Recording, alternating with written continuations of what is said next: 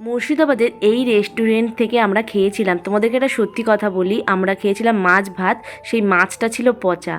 যাই হোক, তো কি করব, রাত 11:30টার সময় এমনই খিদে পেয়েছিল সবার, কিছু আর করার ছিল না। এবারে আমরা বেরিয়ে পড়লাম আমাদের নেক্সট লোকেশানের উদ্দেশ্যে। তো চলো, আমরা চলেও এসেছি। তখন ঘড়ির কাঁটায় বাজে রাত 2টো।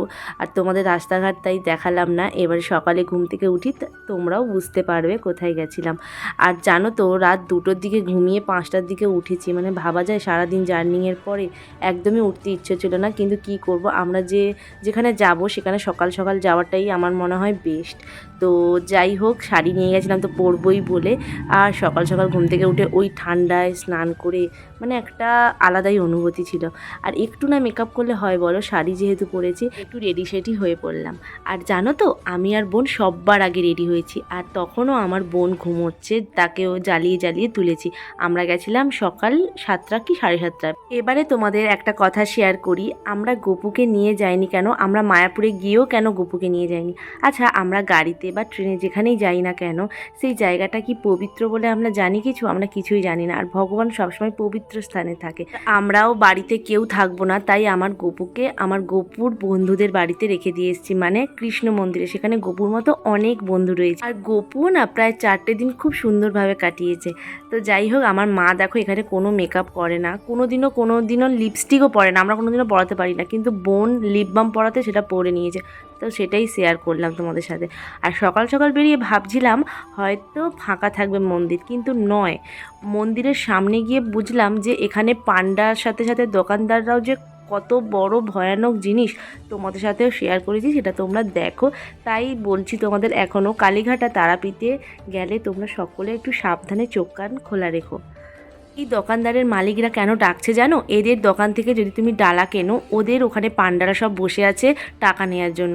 মানে ভাবা যায়, এখন সব জায়গায় হয়েছে টাকার খেলা। আর তারাপীঠ মানেই এখন পুরো ইনকামের জায়গা হয়ে গেছে। বামা ঠাকুরের এখন বাড়ি হয়ে গেছে প্রায় 10টার মতো।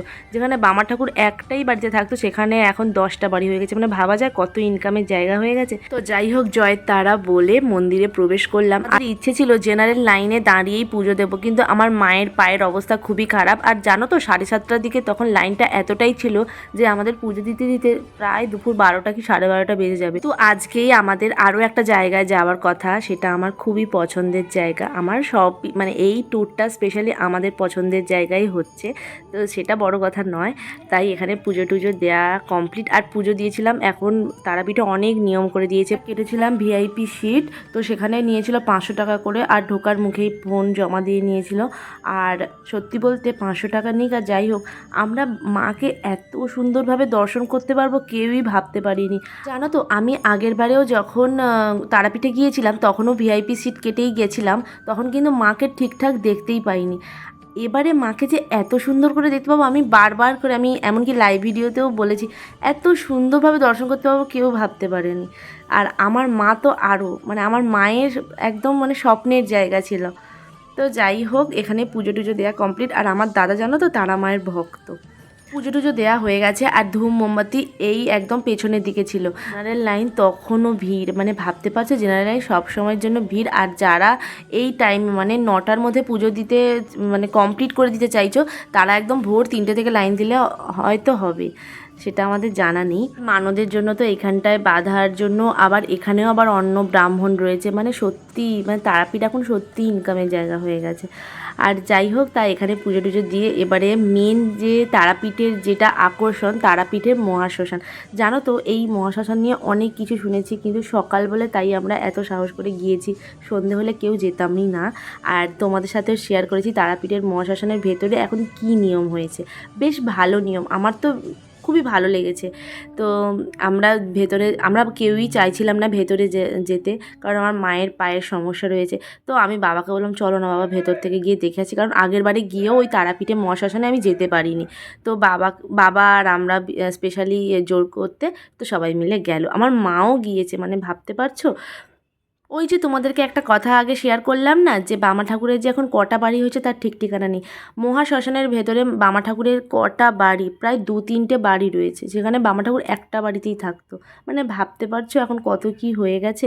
আর দেখো শ্মশানের ভেতরে আগে এই জায়গাটায় পোড়ানো হতো, ওই জন্য ওখানটায় ঢিবি হয়ে আছে, আর ওখানেই একটা সাধু বসেছিল, তো সেটাই দেখছিলাম। আর ওই যে পেছনে একটা হলুদ রঙের ঘর দেখতে পাচ্ছ না, ওখানে নাকি ইলেকট্রিক চুল্লি হয়েছে যেটা বললো, আর এখানে হয়েছে চিতা। তো যাই হোক, এখন খুবই ভালো নিয়ম করে দিয়েছে শ্মশানে।